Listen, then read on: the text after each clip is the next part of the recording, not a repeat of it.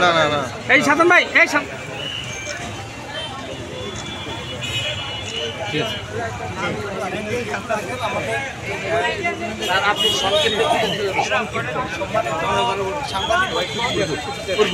বিলাল ভাই উঠেন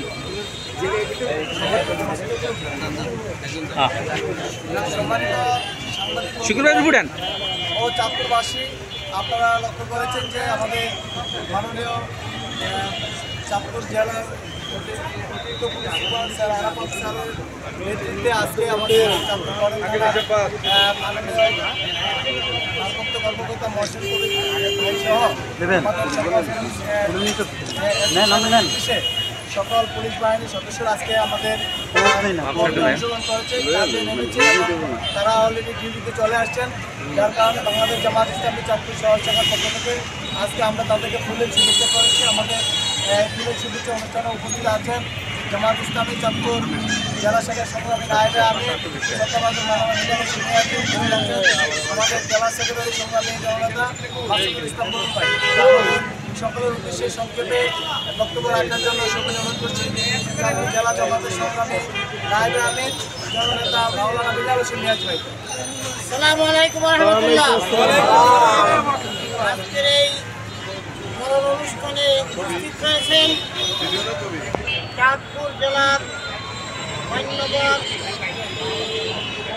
এডিশনাল অতিরিক্ত পুলিশ সুপার জনাব আরাফাত সাহেব, উপস্থিত আছেন চাঁদপুর মডেল থানার সম্মানিত ভারপ্রাপ্ত কর্মকর্তা জনাব মহসিন সাহেব সহ পুলিশের বিভিন্ন পর্যায়ের কর্মকর্তা এবং উপস্থিত সাংবাদিক বন্ধুগণ এবং উপস্থিত সংগ্রামী ভাই এবং বন্ধুগণ।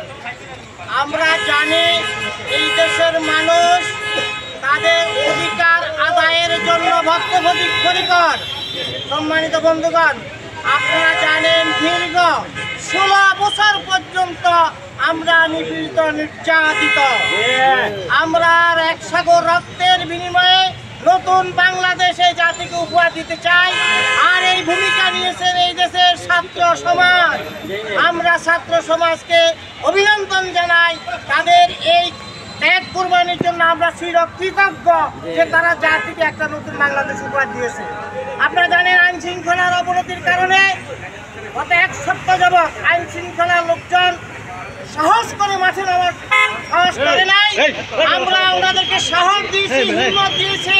আমাদের জনশক্তিদেরকে আমরা বিভিন্ন স্থাপনা এবং অমুসলিমদের স্থাপনাগুলি রক্ষা করার জন্য আমরা বিভিন্ন মন্দির সহ বিভিন্ন স্থাপনাগুলি রক্ষা করার জন্য আমরা গ্রুপ করে ভাগ করে দিয়েছি।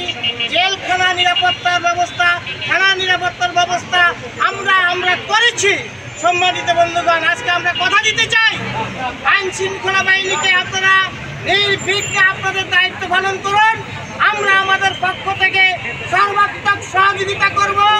আর আমাদের আমির জামাত ডাক্তার শফিকুর রহমান সাহেব তিনি ঘোষণা করেছেন যারা আমাদের উপর জুলুম করেছে, নির্যাতন করেছে, আমরা সবাইকে মাফ করে দিলাম।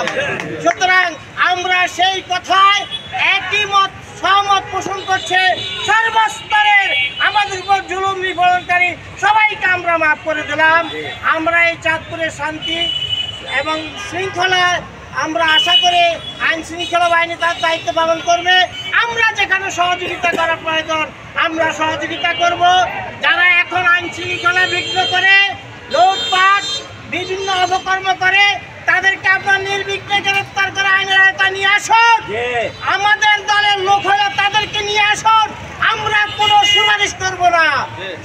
সকলে ভালো থাকেন, ওনাদের দায়িত্ব ওরা নির্বিঘ্নে পালন করতে যেতে পারে। আমরা সকলকে সহযোগিতা করার উদাত্ত আহ্বান জানিয়ে আমার বক্তব্য শেষ করছি। আসসালামু আলাইকুম রহমতুল্লাহ। সম্মানিত ভাই ও বন্ধুগণ, আমাদের উদ্দেশ্যে এই পর্যায়ে সংক্ষিপ্ত অনুভূতি ব্যক্ত করে স্যারের আমাদের উদ্দেশ্যে বক্তব্য রাখবেন চাঁদপুর সদর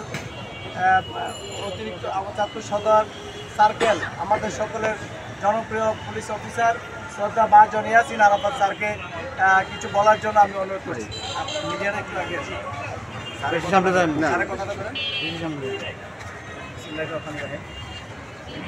আমরা জানেন যে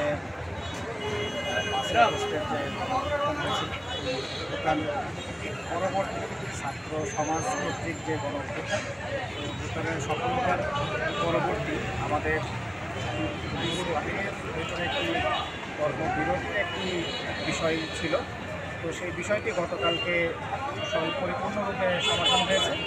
আজকে সকাল থেকেই আমরা জেলা নির্দেশে আমরা আছি এবং পর্যায়ক্রমে আমাদের সকল পুলিশের কার্যক্রম দ্রুতই আমরা শুরু করব।